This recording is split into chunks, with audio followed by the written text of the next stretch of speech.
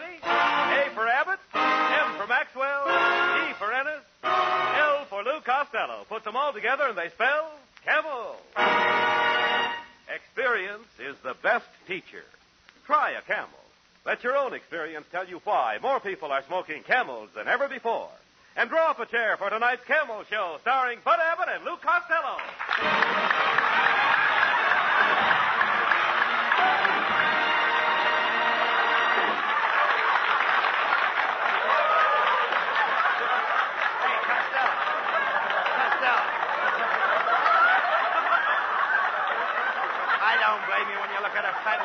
Like that. Come here. Come over here. You're late again. Where have you been? Hey, Abbott, I just come from the contractor that's building my new house.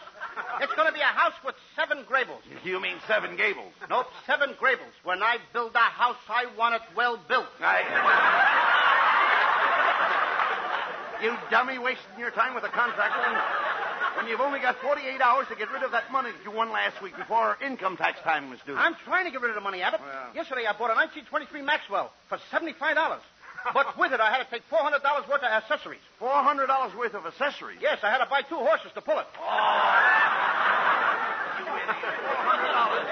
$400. You've got $38,000 to get rid of. And you've got to get rid of it and make sure that you don't get it back. Okay. I'll get rid of it so it'll never come back. How? I'll lend it to Europe.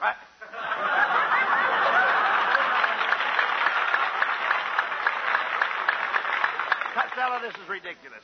Why don't you just take the $38,000 down to the income tax office and pay the tax on it? You can't do that, Abbott. I figured it out last night. And $38,000 will not pay the tax on $38,000.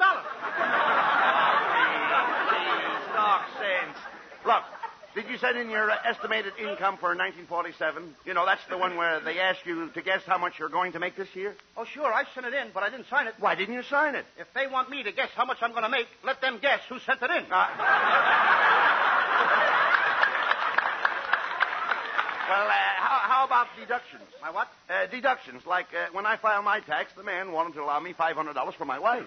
For your wife? That's way over ceiling. Look, I'm talking about dependents. You see, everybody comes under a different tax table. Now, if you're single, you come under one table. If you're married, you come under another table. That did it, Abbott. I ain't paying no taxes. Why? I refuse to do business under the table. Oh.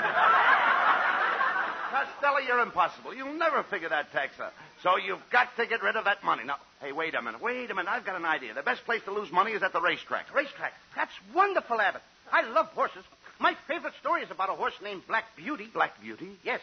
Once upon a time, there was a little horse named Black Beauty. His mother was a bronco, and one night she died of a cold. Oh, she had pneumonia. She what? She had pneumonia. Yeah, it was bronco pneumonia. Bronco?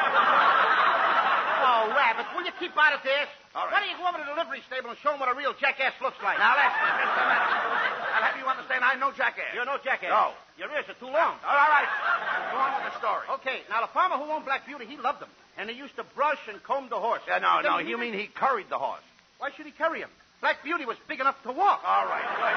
Now, every morning the farmer would feed Black Beauty. Yes, Black Beauty ate his fodder. Yes, and after he would eat, he ate his fodder. Certainly, every horse eats his fodder. You mean he eats his fodder? Yes. And his father eats his fodder, and his father eats his fodder. Pretty soon there won't be no fathers left for Father's Day. I mean, to feed a horse, you take a bag and put its fodder in it and hang it on his nose. Now, ain't that a pretty picture?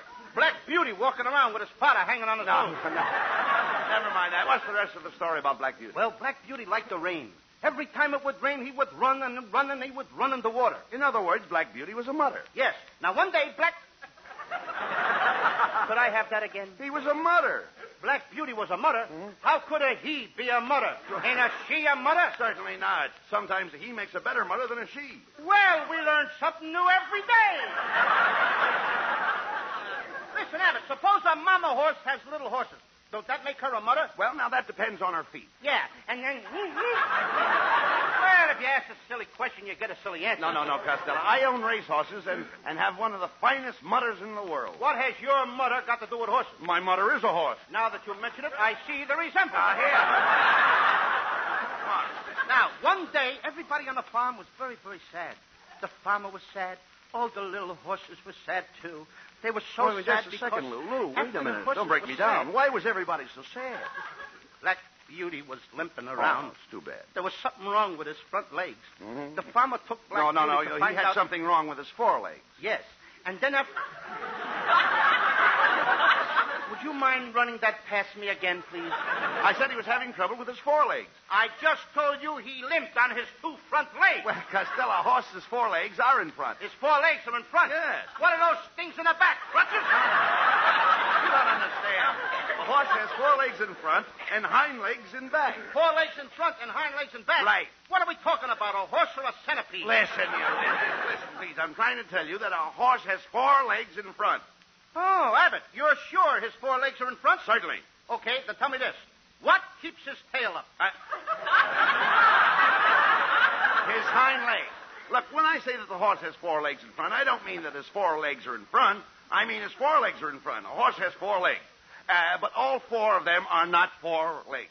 Oh, when you say that a horse has four legs in front, you don't mean that his four legs are in front. You mean that his four legs are in front. A horse has four legs, but all of them are not four legs. Now you've got it. Now I've got it. I don't even know what I'm talking about.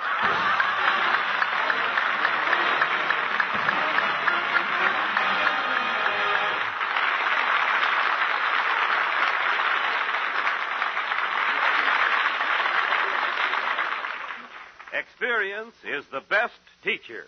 A young man and his girl at a dance. Let's sit out this dance. I'd like to smoke. Cigarette for you? Yes, please. Goodness, it's nice to be able to get the cigarettes you want again, isn't it? Uh-huh. But you know, I learned something during that cigarette shortage. By smoking whatever brand I could get, I learned that there really are differences in cigarettes. I found I liked Camels so much. Yes, the experience of smoking whatever brands of cigarettes they could get during that wartime shortage taught millions the differences in cigarette quality. Smokers' T-zones, that's T for taste and T for throat, tested brand after brand. It was then that Camel's rich, full flavor and cool mildness registered so enjoyably with smokers that... Today, more people smoke Camels than ever before. Yes, during that wartime shortage, people smoked whatever cigarette they could get. But when they could get, and again choose, millions chose Camel. Experience is the best teacher. Try a Camel.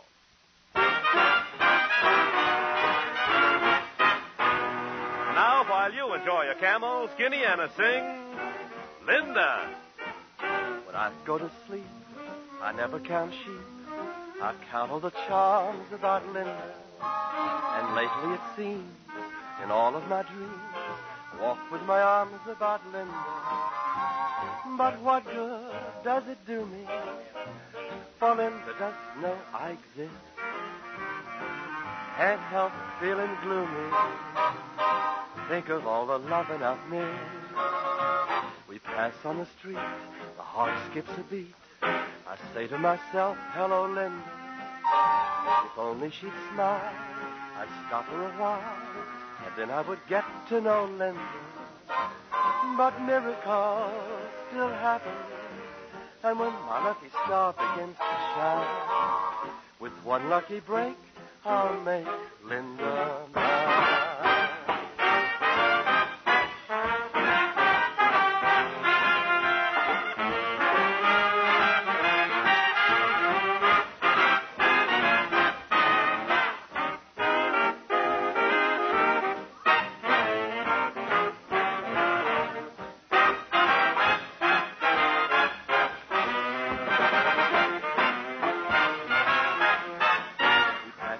Street, my heart skips a beat. I say to myself, hello, Linda. If only she'd smile, I'd stop her a while, and then I would get to know Linda. But miracles still happen, and when my lucky star begins to shine, with one lucky break, I'll make Linda mine.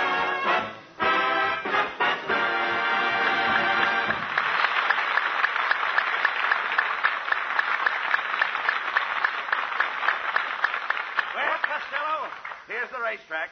Now, Saturday night is the deadline for income tax, and you've got to lose that money. Now, I'll tell you how to bet because you don't know a horse from the side of a barn. That I know. I do, too. Test me. All right. Look over there. What is that? A horse or the side of a barn? Abbott, this time you're right. See, you know absolutely nothing about horses. You don't study form. You don't know track conditions. And with no information whatever, do you know what can happen to you, Lou? Yes, I can win. You can, Costello, to lose, you've got to play long shots. Now, I've got a horse that goes off at 20 to 1. Well, let's hurry, Abbott. It's 12:30 now. Oh, there's no hurry, no hurry. No hurry. He doesn't go off till 3 o'clock. I thought you said he was going off at 20 to 1. He is. He goes off at 20 to 1 at 3 o'clock. How can he go off at 20 to 1 if he goes off at 3 o'clock? Listen, no matter what time he goes off, it'll still be 20 to 1. It'll still be 20 to 1 at 3 o'clock? That's right. Abbott, let me smell your hair. What do you mean? Go ahead. Uh-huh. No smell, just as I thought. You've been drinking the hair tonic again. Now, you cut that out, Costello. You've got to lose that money. Now, the smart thing to do is buy a dope sheet. You can get smart from buying a dope sheet? Certainly, if you have the dope, you're smart. Is that clear? Oh, sure. The horse goes off at 20 to 1 at 3 o'clock. Never mind that. Hey, I think that fellow over there is selling tip sheets. Let's ask him. Say, mister. Yes? Do you sell tips on horses? As Dr. Livingston said to Stanley, you came to the right place. I've got Joe's tip sheet, Henry's tips, Eddie's tips, and asparagus tips. Asparagus tips? That's for green horse players. Well, we'll take Joe's tip sheet. Is it any good? As the Queen of Sheba said to Solomon, it's wonderful.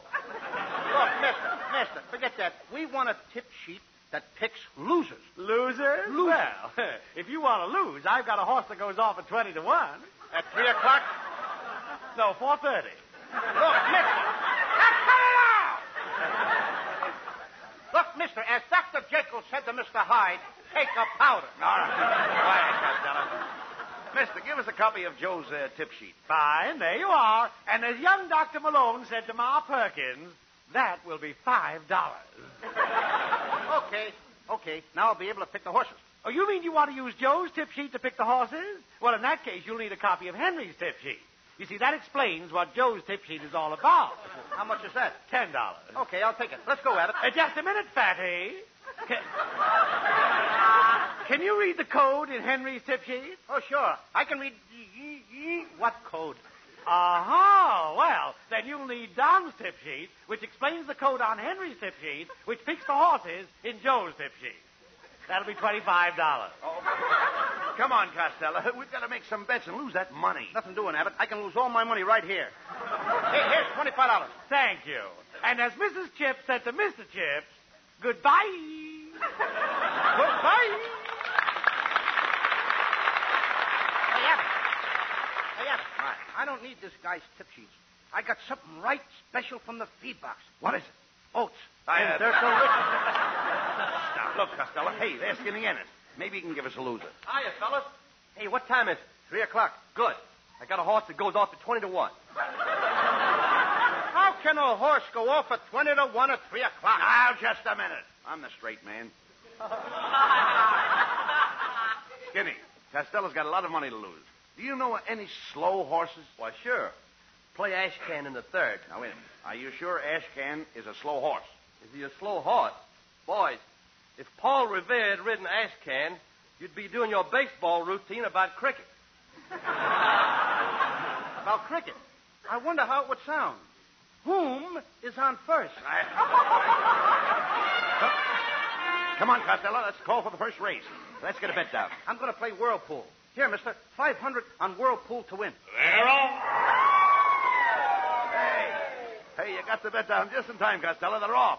I hope Whirlpool doesn't win. Abbott, the only way that horse could win is if he had an outboard motor attached to him.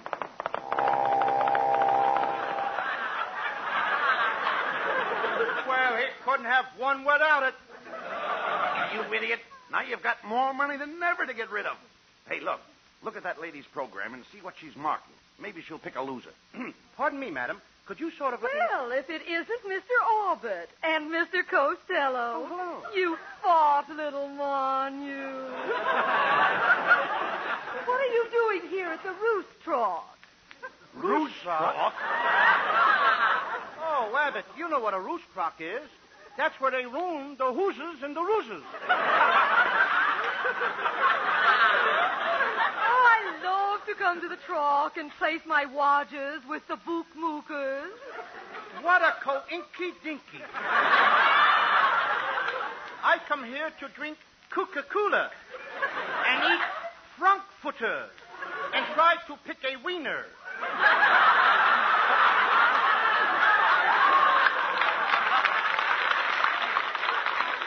Well, it's been grand seeing you. I must be toddling along. As we say in French, je suis de la Pigalle in la qu'est-ce que c'est to you? And a juicy dill pickle in the kisser to you, too. Costello. Hey, Costello, we should come to the track more often. All the big movie producers come here, and we might make some good contacts. Yes, while they're looking over the horses, they might think of a part for me. They might think...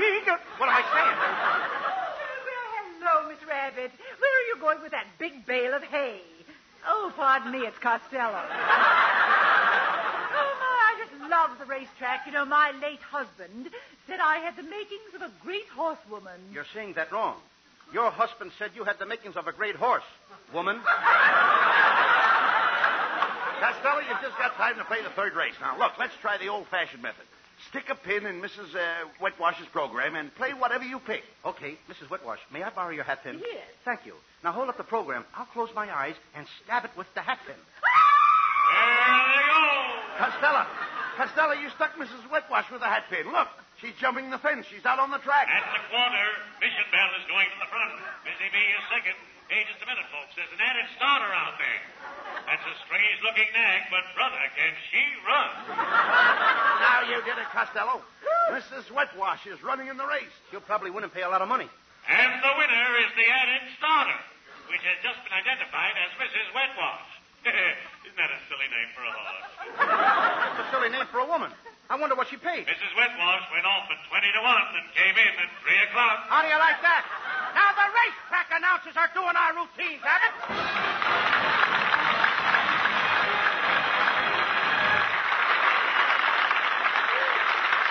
Camel presents lovely Marilyn Maxwell from Metro-Goldwyn-Mayer, producers of The Beginning or the End. And for camel fans everywhere, Marilyn sings... When he don't sweet talk anymore, his kiss ain't like it was before. It's time you added up the score, my friend. That's the beginning of the end. He keeps you waiting for days, makes no excuse for being late. Wake up and recognize your fate, my friend. That's the beginning of the end. What he's doing to you, he did to me. But I wasn't lost, so how could I see? Better be wise, better beware, or one of these days you'll turn around and he won't be there. Don't say that you never told. I know that character of old. When he starts straying from the fold, my friend, that's the beginning of the end.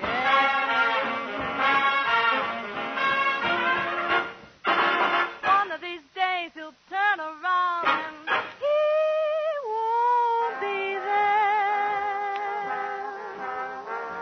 Take it from me, I know that character of old. When he starts straying from the fold, my friend, that's the beginning of the end.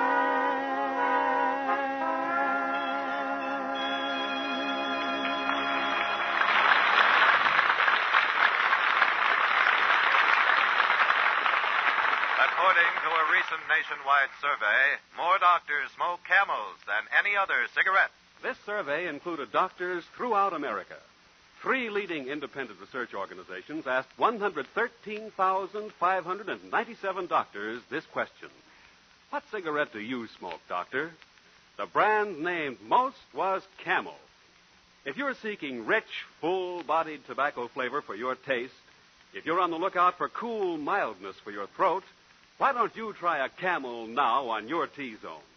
See if you don't say, like millions of other smokers, Camels suit my T-zone to a T. Costello, we came to the racetrack today to lose money, and all you've done is win. Now, if you're stuck with that bankroll March 15th, you'll really be in trouble with your income tax. I can't help it, Abbott. Gambling runs in my family. My Uncle Artie Stebbins was a big gambler, too.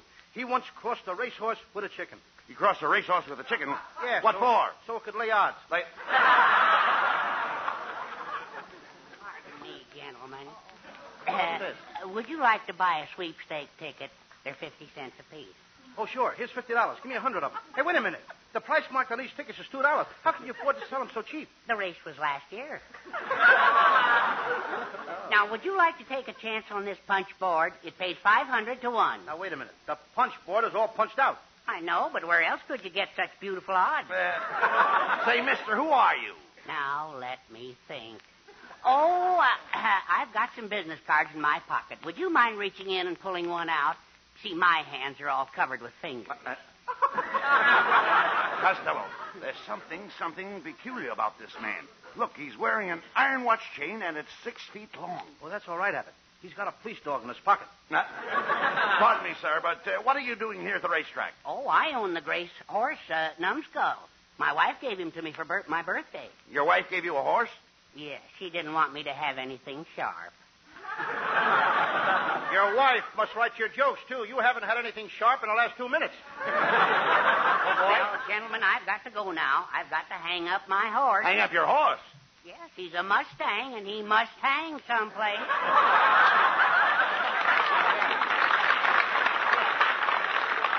Abbott, they ought to send that guy to the United Nations conference. As a delegate? No, it's a problem. Oh.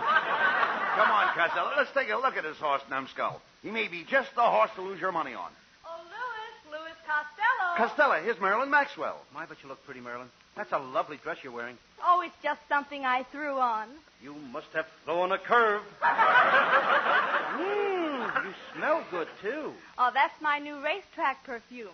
Chanel, number 8 to 5. Gee, Louis, didn't we have fun in the movies last night? Yeah. I thought Ray Milland was wonderful in that picture, California. Mm-hmm. But I think you have a much better-looking map. Than Ray Milland? No, than California. Hey, look, Costello. There's that daffy guy's horse, Numbskull.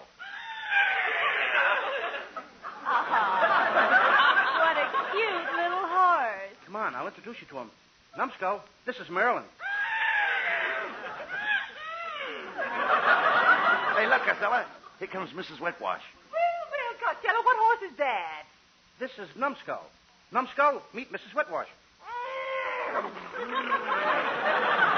Oh, what a clever horse. You know I love horses. Oh, can't get any men to go out with, huh? Now, listen, little fat boy. You embarrassed me this afternoon. But I'll forgive you for making me run in that claiming race. I hope you noticed that I won. Yes, and I also noticed that nobody claimed you. Well, come on, Mrs. Wetwash. Let's go make a bet on Numbskull. See you later, Louis. Hey, look, Costello. There's a pretty little filly. She cost $3,000. Her name is Mignon. $3,000 for a filly minion? That must include mushrooms and French fried potatoes. And look at the next stall, Costello. There's a mare with a colt. The mare has a colt? Yes. Well, if he's got a colt, why don't somebody give him a handkerchief? Get him some 4-way cold tablets or something. No, he doesn't need tablets or a handkerchief. I'm talking about a colt. That mare has a colt. The trainer will take that colt and teach it to run. They got to teach a colt to run? Naturally. Brother, when I get a colt, it runs all by itself. Look, Lou. Here comes the groom with the horse's bridle. He's getting ready to lead her away by the halter. Abbott, stop the wedding. Stop the wedding? Sure, by the time the horse's groom leads the bridle to the halter, that colt will start running and she'll sneeze right in that groom's kisser. Come on, Costello. That's the post call for the last race. And you've got to bet on a loser to get rid of that money. Remember your income tax. Abbott, I'm going to bet it all on Numbskull. I've been looking up his form. He's got to lose. What does the form say? Well, it says he was beater at Santa Anita. He was an also ran at Tanforan. He came home in the dark at Hollywood Park and showed a weakness in the Preakness. Okay. Numbskull it is. Let's get the bet down.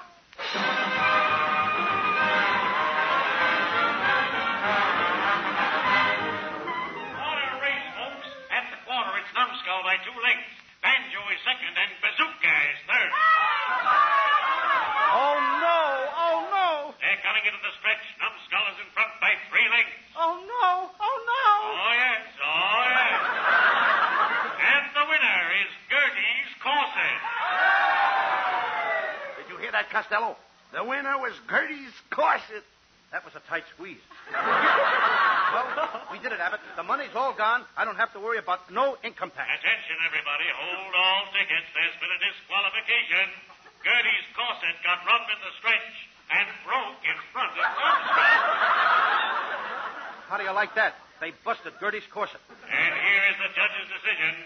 The officials are putting up Numbskull's number and taking down Gertie's corset.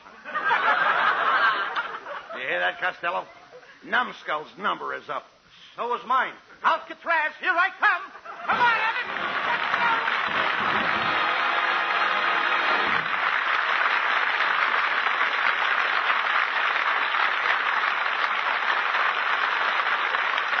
Abbott and Costello will be back in just a moment for Camel Cigarettes.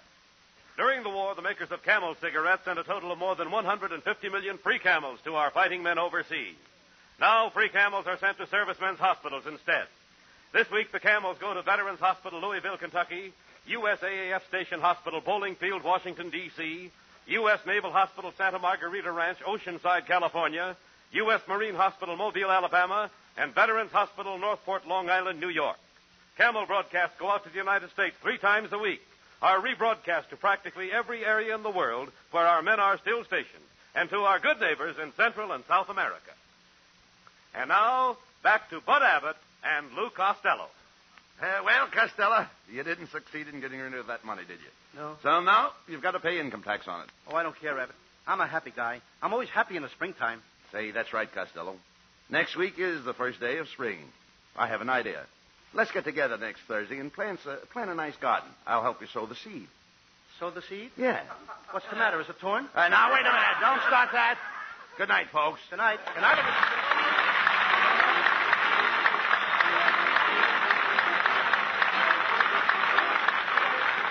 Listen to Abbott and Costello next Thursday when Costello plants a spring garden. Don't miss it, because Bud and Lou are going to do their famous sow the seed routine.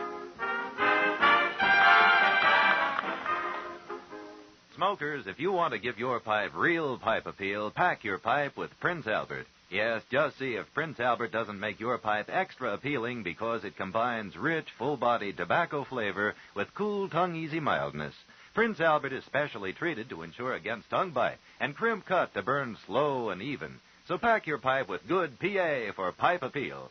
More pipes smoke Prince Albert than any other tobacco. Saturday night, hear Prince Albert's Grand Ole Opry, the rollicking, foot-tapping fun show that stars Red Foley, singer of American folk songs, and his guitar. Don't forget that Saturday night on NBC for Grand Ole Opry with Red Foley, the Duca Paducah, and Minnie Pearl.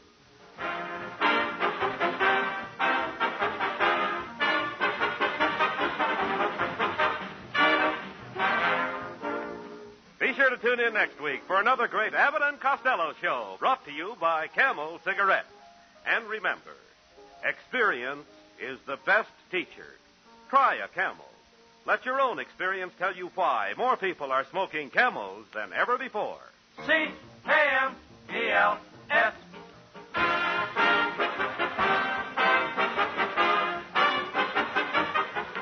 Abbott and Costello will soon be seen in the new Universal International picture, Buck Privates Come Home.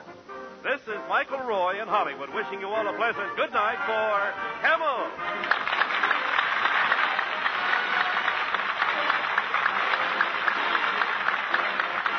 Stay tuned now for the Eddie Cantor Show. This is NBC, the National Broadcasting Company.